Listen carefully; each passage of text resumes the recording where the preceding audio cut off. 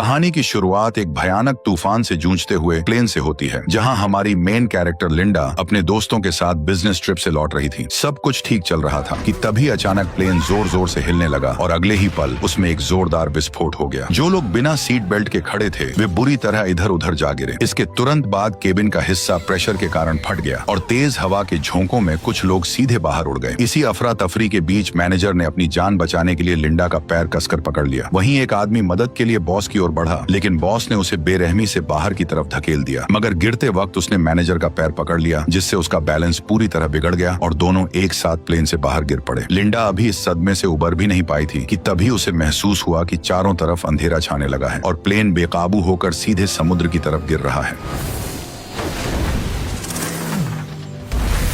खुशकिस्मती से टक्कर का एंगल ऐसा था कि प्लेन तुरंत फटा नहीं और उसकी जान बच गई, लेकिन तेजी से अंदर घुसते पानी को देखकर लिंडा ने तुरंत सीट बेल्ट खोली और तैरकर बाहर निकल आई। लेकिन बच जाने के बाद भी उसे कोई राहत नहीं मिली, क्योंकि वह अब एक सुनसान और कभी खत्म न होने वाले समुद्र के बीच फंसी हुई थी। तभी दूर उसे एक छोटा सा टापू नजर आया और वह पूरी ताकत लगाकर उसकी तरफ तैरने लगी। सुबह होते ही वह किसी तरह उस टापू तक पहुंच गई और फिलहाल उसकी जान बच गई, लेकिन उसे अंदाजा नहीं था कि असली खतरा तो अब शुरू होने वाला है। थोड़ी दूर चलने के बाद उसकी नजर किनारे पर पड़े एक आदमी पर गई। वह तुरंत उसकी तरफ भागी और पास जाकर देखा तो उसे पता चला कि वो कोई और नहीं बल्कि उसका बॉस ब्रैडली था। वह भी हादसे में बच गया था और बेहोशी की हालत में लहरों के साथ बहकर यहाँ तक आ पहुंचा था। हालांकि गिरने के दौरान उसकी टांग टूट गई थी, लेकिन बाकी लोगों में से सिर्फ वही बचा था। पर फिर भी लिंडा उसे देखकर खुश नहीं थी, क्योंकि कंपनी में वह सबसे ज्यादा उसी से नफरत करती थी। दरअसल वह स्ट्रेटेजी डिपार्टमेंट की सबसे काबिल कर्मचारी थी और अपनी मेहनत से बॉस का भरोसा जीतकर मैनेजर बनने वाली थी। लेकिन ज्वाइनिंग से ठीक पहले बॉस की मौत हो गई और उसका बेटा ब्रैडली कंपनी का मालिक बन बैठा। बॉस बनते ही उसने लिंडा का प्रमोशन छीन लिया और वह पोस्ट अपने चापलूस दोस्त को दे दी। इतना ही नहीं, वह अपने दोस्तों के साथ मिलकर अक्सर लिंडा को नीचा दिखाने लगा। यह सोचकर लिंडा के मन में आया कि वह उसे वहीं छोड़ दे, लेकिन उसने सोचा अगर वो उसकी मदद करेगी तो वह फिर से मैनेजर बन सकती है। इसलिए उसने तुरंत एक नुकीला पत्थर उठाया और उससे केले के पत्ते काटने शुरू कर दिए। फिर पेड़ का सहारा लेकर एक फ्रेम बनाया और पत्तों और टहनियों को बेल से बांधकर एक छोटी सी झोपड़ी तैयार कर दी। धूप से बचने का इंतजाम करने के बाद उसने पानी का जुगाड़ करने की सोची। उसने रेत में गड्ढा खोदा और उसमें नारियल के छिलके रखकर ऊपर पत्ते लगा दिए। कुछ ही देर में बारिश शुरू हो गई और उसने आसानी से पीने लायक पानी जमा कर लिया। बारिश थमते ही मौसम साफ हो गया और काफी देर बाद ब्रैडली को होश भी आ गया। लिंडा तुरंत उसके पास पहुंची और उसे पानी पिलाने लगी। जब ब्रैडली को पता चला कि लिंडा ने उसकी जान बचाई है, तब उसने झिझकते हुए उसे थैंक यू बोल दिया। इसके बाद लिंडा ने उसके सामने अपनी काबिलियत दिखाते हुए लकड़ी रगड़कर आग जलाई और जल्द ही उसने एक मछली पकड़कर उसे पका भी लिया। लेकिन ऐशो आराम की जिंदगी जीने वाले ब्रैडली के लिए ये मछली किसी कचरे से कम नहीं थी। फिर भी पेट भरने के लिए उसे बिना नमक मसाले वाली वो मछली मजबूरी में निगलनी पड़ी। लेकिन लिंडा को इस खाने से कोई दिक्कत नहीं थी, बल्कि वह तो इस जगह पर फंसने के बाद भी बेहद खुश थी, क्योंकि उसे यहाँ कोई भी नीचा दिखाने वाला नहीं था और वो खुशी खुशी यहाँ कई दिन बिता सकती थी। धीरे धीरे कुछ दिन गुजर गए और यहाँ माहौल का असर दोनों पर साफ दिखने लगा। एक तरफ लिंडा जो छोटी सी चीज पाकर भी खुश हो जा रही थी, वहीं ब्रैडली किसी तरह यहाँ से निकलना चाहता था। उसने पूछा कि उसने अब तक किनारे पर कोई SOS सिग्नल क्यों नहीं बनाया या आग को बड़ा क्यों नहीं किया, ताकि किसी की इस टापू पर नजर पड़ सके। उसके मुताबिक लिंडा को पहले यही करना चाहिए था, लेकिन उसने ऐसा कुछ भी नहीं किया। इसी बात पर वह उल्टा गुस्से में चिल्लाते हुए उसे ताने मारने लगा कि वह यहाँ बेवजह उसकी देखभाल का बस एक नाटक कर रही है। खुद टूटी टांग के कारण लाचार था, फिर भी लिंडा की इतने दिनों की मदद के बाद भी वो उसे अपना हक समझ रहा था। उसकी बातें सुनकर लिंडा को समझ आया कि वह केवल चापलूसी से उसका दिल नहीं जीत सकती है। उसे उसकी असली अहमियत तभी समझ आएगी जब उसे कोई तकलीफ होगी। यही सोचकर लिंडा बिना कुछ कहे वहाँ से उठी और उसे अकेला छोड़कर चली गई। शुरुआत में ब्रैडली उसकी इस हरकत पर भी ताने मारता रहा, लेकिन कुछ ही देर बाद उसे एहसास होने लगा कि उसने कितनी बड़ी गलती कर दी है। फिर भी वह घमंडी बना रहा और लिंडा के खुद व खुद लौटने का इंतजार करने लगा। लेकिन ऐसा ही करते करते पूरा एक दिन बीत गया और आखिरकार उसका घमंड टूटने लगा। लेकिन रात तक भी लिंडा वापस नहीं आई। गहरी रात में तेज तूफान चलने लगा और कुछ ही देर में लिंडा की बनाई झोपड़ी भी उड़ गई। अगले ही दिन तपती धूप ने हालत और खराब कर दी। ज्यादा गर्मी की वजह से ब्रैडली डिहाइड्रेशन के चलते बेहोश हो गया। जब लिंडा उसे काफी तड़पा चुकी थी, तब वह पानी लेकर वापस आ गई। उसे देखते ही ब्रैडली ने बिना कुछ सोचे तेजी से पानी पीना शुरू कर दिया। अब उसे समझ आ गया था कि वह पूरी तरह लिंडा पर ही निर्भर है और वह उस पर अपना हक नहीं चला सकता। लेकिन तभी उसकी नजर उस भाले पर पड़ी जिसका इस्तेमाल लिंडा खतरनाक जंगली सुअर के शिकार के लिए करने वाली थी। उसे पता था कि वह सुअर बेहद जानलेवा है, इसलिए उसने लिंडा को जंगल में जाने से मना किया, क्योंकि अगर लिंडा को कुछ हो गया तो उसकी खुद की जान भी खतरे में पड़ जाएगी। लेकिन लिंडा ने उसकी एक भी बात नहीं मानी और वह सीधे जंगल के अंदर चली गई। जब वह चुपके से शिकार को ढूंढ रही थी, तभी अचानक उस जंगली सुअर ने लिंडा को टक्कर मारकर हवा में उछाल दिया।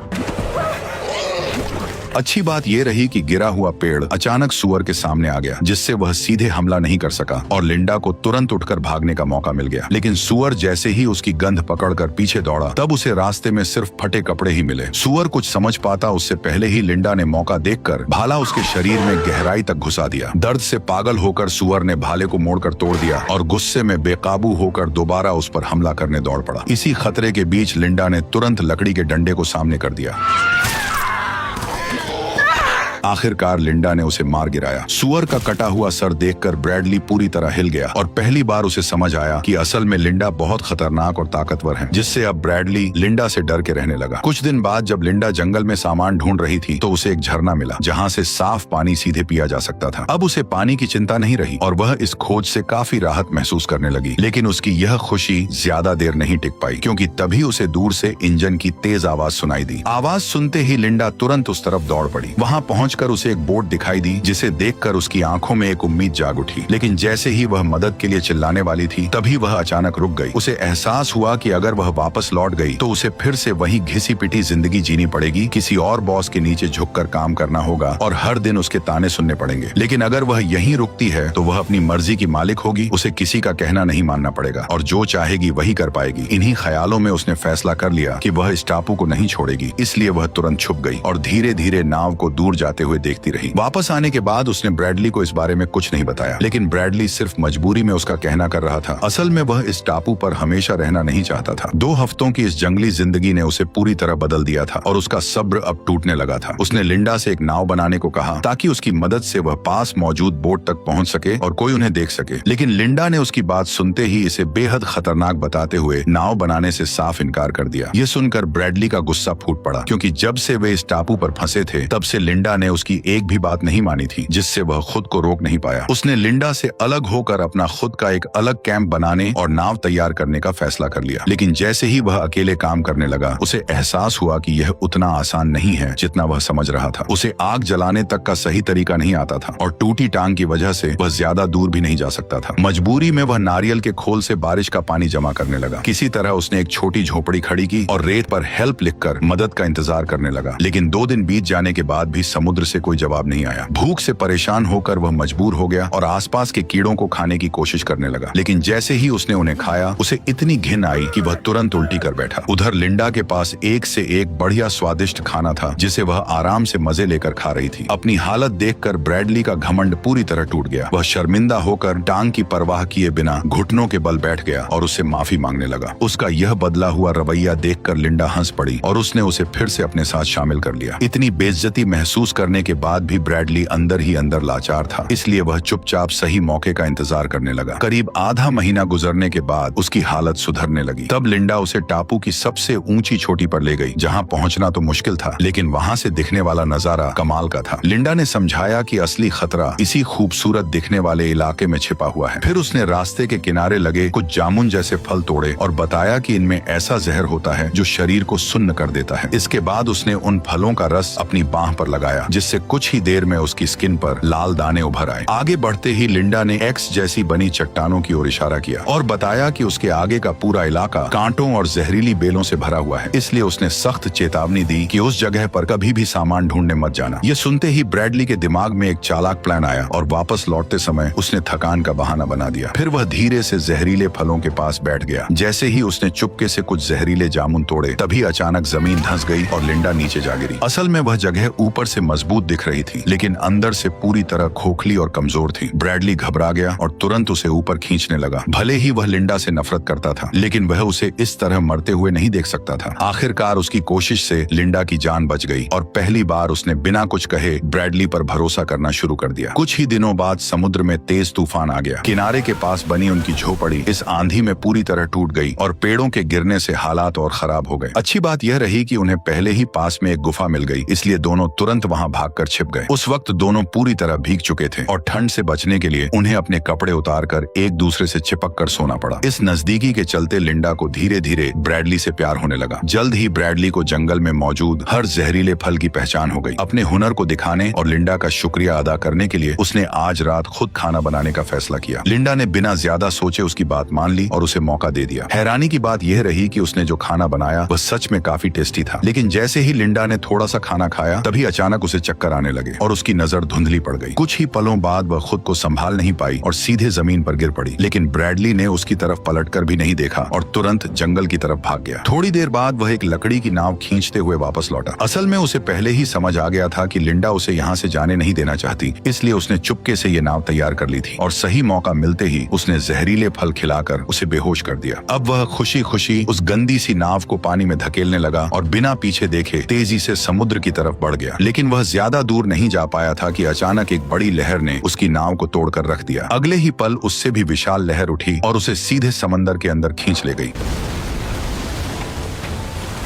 खुशकिस्मती से वह ज्यादा दूर नहीं गया था, इसलिए होश में आते ही लिंडा ने तुरंत उसे किनारे खींचकर बचा लिया। होश में आते ही ब्रैडली घबराकर उससे माफी मांगने लगा, लेकिन लिंडा ने कुछ नहीं कहा और चुपचाप उसे पका हुआ केकड़ा थमा दिया। ब्रैडली ने बिना सोचे समझे उसे खा लिया, लेकिन कुछ ही देर में उसका मुंह अजीब तरीके से सुन्न पड़ गया। देखते ही देखते यह असर उसके पूरे शरीर में फैलने लगा और वह समझ नहीं पाया कि आखिर हो क्या रहा है। तभी लिंडा ने सच्चाई बताई कि यह ब्लू रिंग ऑक्टोपस का जहर है जो शरीर को सेकंडों में पैरालाइज कर देता है और इंसान चाहकर भी हिल नहीं पाता। असल में यह सब उसने ब्रैडली को सबक सिखाने के लिए किया था। इसके बाद उसने एक चाकू निकाला, उसे थोड़ा गर्म किया और तुरंत ब्रैडली की पैंट उतार दी। धीरे धीरे वह उसके पास आई और इशारों में उसे समझाने लगी कि वह अब क्या करने वाली है। यह देखकर ब्रैडली बुरी तरह घबरा गया। तभी अचानक लिंडा ने चाकू चलाया और अगले ही पल खून की पिचकारी चल गई, जिससे ब्रैडली का गला लाल हो गया। ये देखकर लिंडा मुस्कुराने लगी। फिर उसने वो चीज दिखाई जिसे उसने काटा था। दरअसल वह कोई इंसानी अंग नहीं बल्कि एक चूहा था। ये सब उसने सिर्फ ब्रैडली को डराने के लिए किया था, ताकि वह दोबारा ऐसी हरकत करने की हिम्मत न करे। उसकी चालाकी और हाथ में पकड़े चाकू ने ब्रैडली का सारा घमंड तोड़ दिया और वह बिना सावल जवाब किया उसका कहना मानने लगा। लेकिन यह कंट्रोल लिंडा ज्यादा देर तक एंजॉय नहीं कर पाई। एक दिन जब वह सामान ढूंढ रही थी तभी फिर से दूर से इंजन की आवाज सुनाई दी। इस बार सामने वाला भी उसे देख चुका था। जैसे जैसे नाव पास आई लिंडा ने देखा कि वह कोई और नहीं बल्कि ब्रैडली की मंगेतर जेनी थी। दरअसल रेस्क्यू टीम भले ही हार मान चुकी थी, लेकिन जेनी ने उम्मीद नहीं छोड़ी थी और लगातार उसी इलाके में ब्रैडली को ढूंढ रही थी और अब जाकर उसकी तलाश खत्म हो गई। लिंडा जबरन जेनी को देखकर मुस्कुराने लगी, जैसे वह उसे बेहद देखकर खुश हो। फिर मजबूरी में उसने जेनी को बता दिया कि ब्रैडली जिंदा है। लेकिन लिंडा अभी भी इस टापू को छोड़ना नहीं चाहती थी, जबकि जेनी को अब उन दोनों के जिंदा होने का सच पता चल चुका था। हालांकि यह बात सिर्फ जेनी और उसके साथ आए गाइड को ही पता थी। इसी वजह से लिंडा ने मन ही मन एक खतरनाक फैसला कर लिया। उसने झूठ बोला कि उसे एक छोटा रास्ता पता है और दोनों को उसी दिशा में ले जाने लगी। थोड़ी देर बाद वो उन्हें एक खतरनाक चट्टान के किनारे पर ले आई, जहां वह खुद मरते मरते बची थी। फिर उसने जूते के फीते बांधने का बहाना बनाया और दोनों को आगे बढ़ने के लिए कह दिया। जैसे ही जेनी ने आगे कदम रखा, जमीन अचानक धंस गई और वह सीधे नीचे गिरने लगी। दरअसल यह सब लिंडा का दोनों को मारने का प्लान था, लेकिन किस्मत से सिर्फ जेनी ही फंसी थी और गाइड अभी भी जिंदा था। उसी वक्त लिंडा अंदर ही अंदर सोच में डूब गई कि वह क्या करे और क्या न करे। कुछ समय बाद वह अकेली ही ब्रैडली के पास लौट आई और बाकी दोनों के साथ क्या हुआ ये जल्द ही पता चलने वाला था। चट्टान से लौटने के बाद लिंडा अंदर ही अंदर टूटती जा रही थी। उसे खुद पर यकीन नहीं हो रहा था कि उसने ये क्या कर दिया है। तभी ब्रैडली वहां आया और उसे जंगल चलकर खाना लाने को कहा, लेकिन लिंडा ने तबीयत का बहाना बनाकर साफ मना कर दिया। मौका मिलते ही ब्रैडली ने चाकू उठाया और बिना कुछ कहे जंगल की तरफ निकल गया। जंगल के अंदर पहुंचते ही उसने शिकार करने का फैसला किया और कुछ देर पीछा करने के बाद उसे एक छोटा जंगली सूअर नजर आया। वह धीरे धीरे उसके करीब पहुंचा, लेकिन अगले ही पल अचानक उसकी नजर जमीन पर गई। दरअसल जहां सूअर मिट्टी खोद रहा था वहीं से इंसान का एक हाथ बाहर निकला हुआ था। करीब जाकर देखते ही ब्रैडली के होश उड़ गए, क्योंकि वह हाथ उसकी अपनी मंगेतर का था। उसके हाथ में पहनी अंगूठी वही थी जो उसने सगाई के वक्त उसे पहनाई थी। ये सच सामने आते ही ब्रैडली का गुस्सा बेकाबू हो गया और वह तेजी से लिंडा की तरफ भागा। जैसे ही लिंडा ने उसे अपनी ओर आते देखा, वह एक पल के लिए घबरा गई। ब्रैडली ने हाथ में अंगूठी दिखाते हुए पूछा कि तुमने ऐसा क्यों किया? अंगूठी देखते ही लिंडा सब समझ गई। उसने खुद को बचाने के लिए कहा कि यह सब एक हादसा था, लेकिन ब्रैडली को उसकी बात पर बिल्कुल भी यकीन नहीं हुआ। हालात बिगड़ते देख लिंडा ने धीरे से अपनी कमर की तरफ हाथ बढ़ाया, लेकिन ब्रैडली पहले ही वो चाकू चुरा चुका था। ये देखकर लिंडा घबरा गई और तुरंत जंगल की ओर भागने लगी। ब्रैडली भी उसके पीछे दौड़ पड़ा। जब लिंडा के पास बचने का कोई रास्ता नहीं बचा, तब उसने तुरंत एक नया प्लान बनाया। उसी वक्त ब्रैडली ने पेड़ के पीछे उसकी परछाई देख ली, लेकिन जैसे ही वो वहां पहुंचा, उसे सिर्फ उसके छोड़े हुए जूते ही मिले, जिसके फीते गायब थे, जिससे उसे कुछ गड़बड़ महसूस हुई। अचानक लिंडा पीछे से उस पर टूट पड़ी और फीते से उसका गला कसकर दबा दिया, जिससे ब्रैडली का सांस लेना मुश्किल हो गया। ब्रैडली ने पूरी ताकत से खुद को छुड़ाने की कोशिश की, लेकिन लिंडा ने पकड़ ढीली नहीं की। इस धक्का मुक्की में ब्रैडली के हाथ से चाकू छूटकर नीचे गिर गया। तभी आखिरी जोर लगाकर उसने लिंडा के बाल खींचे और उसे पलटकर जमीन पर गिरा दिया। इसके बाद वह उसके ऊपर चढ़ गया और उसका चेहरा कीचड़ में दबाकर उसे खत्म करने की कोशिश करने लगा। तभी मौका मिलते ही लिंडा ने चाकू उठा लिया।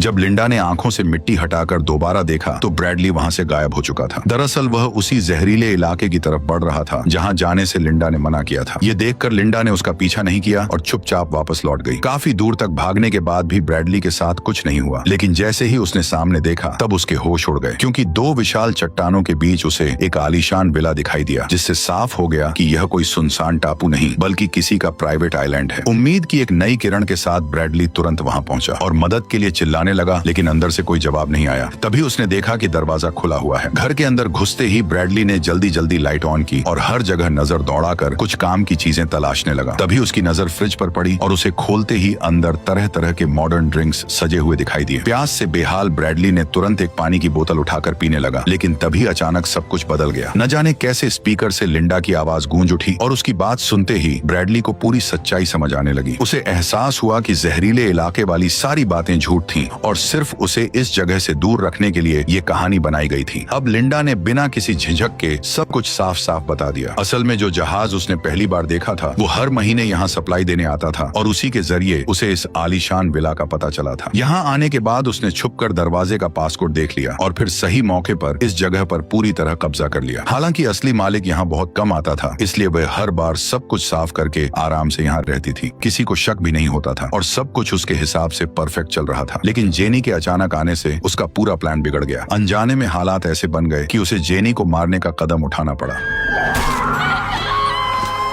उसकी ये सच्चाई सुनकर ब्रैडली के रोंगटे खड़े हो गए। अंधेरे में इधर उधर टटोलने पर भी उसे कंट्रोल रूम नहीं मिला। तभी अचानक हालात पलट गए, क्योंकि लिंडा खुद उसे ढूंढते हुए वहां पहुंच गई। दरअसल उसने पहले ही इस विला के अंदर से एक शिकार वाली बंदूक हासिल कर ली थी। ब्रैडली ने जैसे ही उसे देखा, तो वो तुरंत घुटनों पर गिर गया और अपनी जान की भीख मांगने लगा। उसने कहा कि वह अब भागेगा नहीं, बल्कि यहीं रहकर उसी के साथ जिंदगी बिताएगा। इतना ही नहीं, उसने ये भी कहा कि इस दौरान वह सच में उससे प्यार करने लगा है। लिंडा को यकीन दिलाने के लिए वह दोनों के बीच बिताए खूबसूरत पलों की बातें करने लगा। उसकी बातें सुनकर लिंडा को कुछ गड़बड़ लगी। तभी उसकी नजर पीछे रखे बैल के सिर पर गई, जहां से एक सींग गायब था, और फिर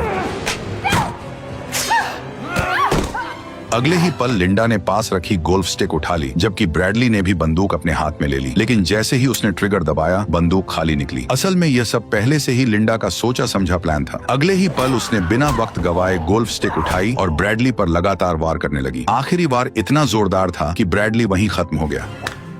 यहीं पर कहानी भी खत्म हो गई। लिंडा ने पूरे विला को साफ करके खुद को एकमात्र जिंदा बची इंसान के रूप में पेश किया। फिर उसने इस पूरे हादसे को एक सर्वाइवल मिरेकल की तरह दिखाकर खुद को मशहूर बना लिया और धीरे धीरे वह बहुत अमीर बन गई।